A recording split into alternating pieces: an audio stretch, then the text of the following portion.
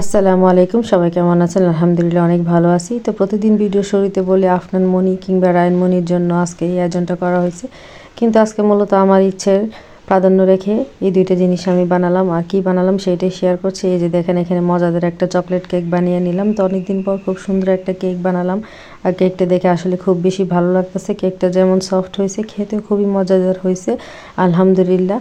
এই যে কেকটা কেটে আপনাদের সাথে শেয়ার করতেছে, আর দেখেন কেকটা কত সুন্দর হয়েছে। আর এই যে গরম গরম ধোয়া উঠতেছে, ধোয়াটা কেক খেতে আসলে খুব মজা লাগে। আবার ঠান্ডা হলেও সেটা হয় আরেক ফ্লেভারের।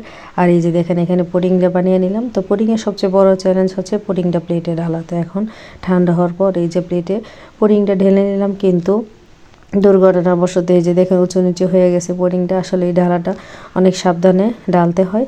তারপর আলহামদুলিল্লাহ আজকে কেক বলেন পুডিং বলেন দুইটাই অনেক মজা হয়েছে। তো কার কোনটা পছন্দের সবাই অবশ্যই কমেন্ট করে জানাবেন। সবাই ভালো থাকবেন, অবশ্যই সুস্থ থাকবেন, নিরাপদে থাকবেন।